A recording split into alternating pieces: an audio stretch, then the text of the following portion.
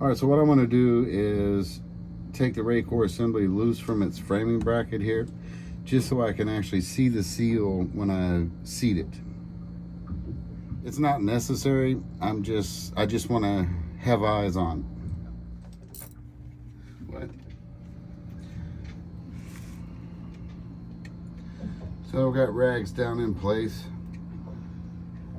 in case there's any fuel leak out, which a little bit did, even though it was technically empty.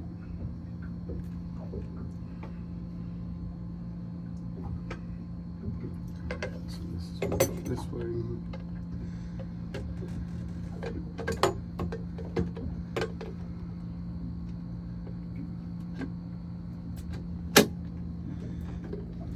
Hammer bolt, baby.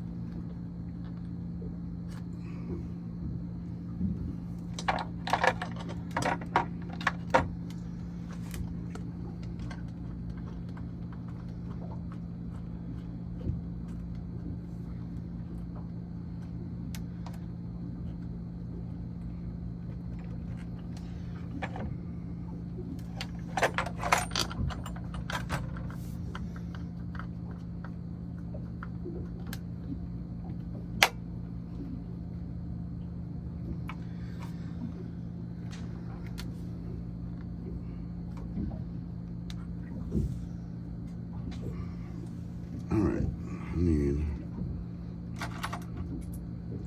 the socket for this. The socket for this. So now I'm just putting the casing back on, just so that the seal that I know is in place doesn't fall out of place. I won't torque it until I get it set back up.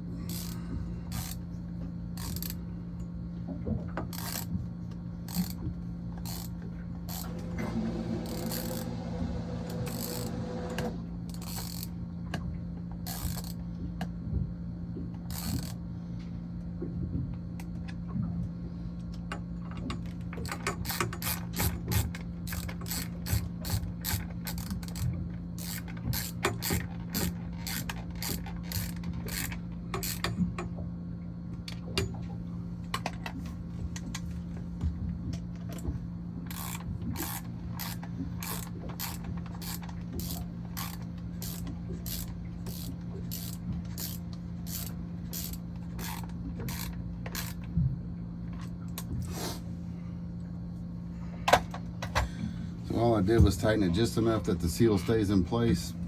Now I'm going to put it back on its stanchion.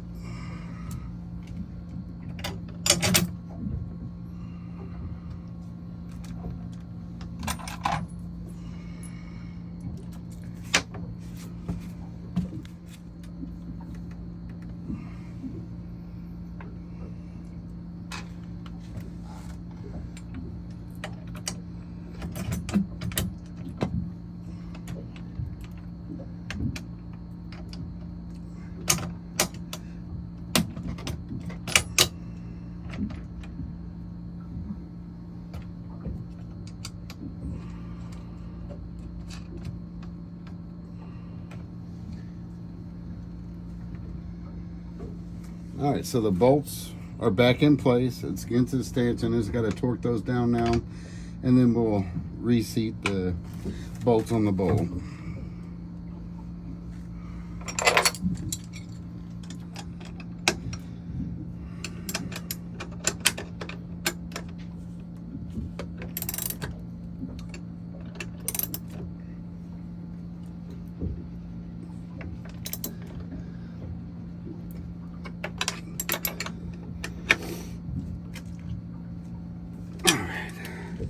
So now we're down to the bolt. I'm just going to snug it back up. We're going to do it like you do a car tire, like I mentioned before. We're going to got the filter ready to go in. I'll go ahead and pull the tabs up so I can keep a hold of it. We'll slide it in over the shaft and kind of wiggle it down into place. Now we're going to fill the reservoir here with fuel.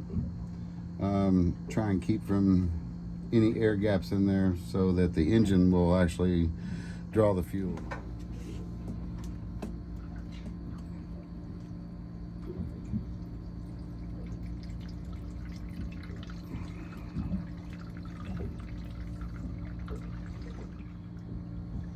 Okay, so we've put the canisters in, the lid's back on.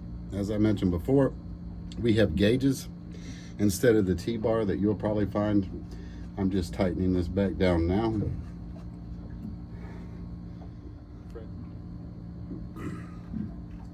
So there's a seal under the top that has to go back in place. If not, you're going to make a mess. Doing this type of service, you're going to make a little bit of a mess anyway. But as I mentioned before, we have gauges up here. Instead of the T-bar, you have to make sure that the seal is in this plate. Now on fire up, we'll check and make sure we're not leaking, and we should be good to go.